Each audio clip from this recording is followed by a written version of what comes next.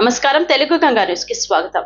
Mithun Reddy SRLS 3 times CM బినామీ 2019 నుంచి 2024 మధ్యలో లిక్కర్ స్కామ్ లో 3,500 కోట్ల రూపాయలు ప్రభుత్వం ఖజానాకి కన్నం వేసి వీరి బొక్కసాలు ఎలా నింపుకొని బ్లాక్ చైన్ తరహాలో జేమ్స్ బాండ్ సినిమా తలదన్నేలాగా పాలసీ మేకింగ్ నుంచి కార్పొరేషన్ నుంచి డిస్ట్రీల వరకు ఆర్డర్స్ రేట్ నిర్ణయం వరకు డిజిటల్ పేమెంట్స్ లేకుండా వీళ్ళ దోపిడీ మీద కష్టపడి సీన్ రీకన్స్ట్రక్ట్ చేసి ఇప్పటికి 12 మందిని అరెస్ట్ చేసింది.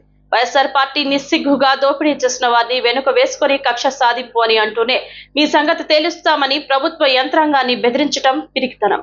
పదవిని అడ్డుపెట్టుకుని దోపిడీ చేసి హీరోలులాగా చలామణి అవుతామంటే కాంగ్రెస్ చూస్తూ ఊరుకోదు. వైకాపా పార్లమెంటరీ పార్టీ నాయకుడు సీనియర్ లోక్సభ సభ్యుడు థర్డ్ టైం లిక్కర్ స్కామ్లో సిట్ అదుపులో తీసుకొని అరెస్ట్ చేయడాన్ని కాంగ్రెస్ పార్టీ స్వాగతిస్తాం.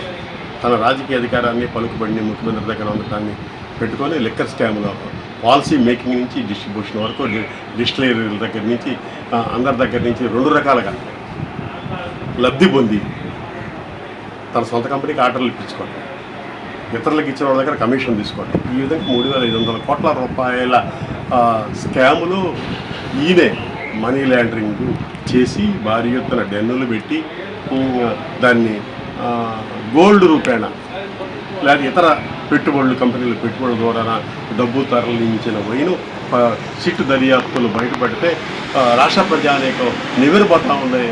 ఇటువంటి పరిస్థితుల్లో మొన్న వైకాపా అధ్యక్షుడు జగన్మోహన్ రెడ్డి గారు ప్రెస్ మీట్ పెట్టి ఇది రాజకీయ కక్ష సాధింపే, మేము అధికారంలోకి వచ్చిన తర్వాత ఎవరిని వదలమని చెప్తా ఉన్నాడు.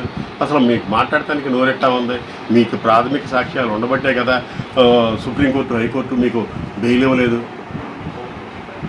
అంటే మీరు అధికారాన్ని అడ్డం పెట్టుకొని రాష్ట్రాల్లో ఏ విధంగా దూసుకున్నదో కూడా తెలిసిపోతూ ఉంది.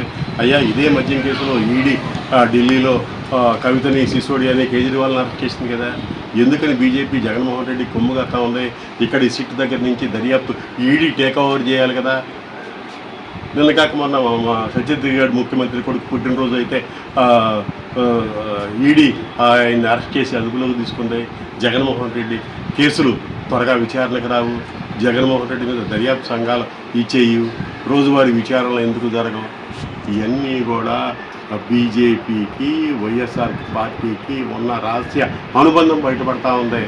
ఏదేమైనా ఇప్పటికైనా దర్యాప్తు అధికారులు ఇంకా స్పీడ్ పెంచి అసలు ప్రధాన లబ్ధిదారులు సకల శాఖ మంత్రి మాజీ ముఖ్యమంత్రి అనే విషయం తేల్చి దీన్ని కఠినంగా ఫ్రేమ్ చేసి శిక్షలు పడి ఆ ఆస్తులు జప్తు చేయాలని చెప్పి కాంగ్రెస్ పార్టీ డిమాండ్ చేస్తూ ఉంది.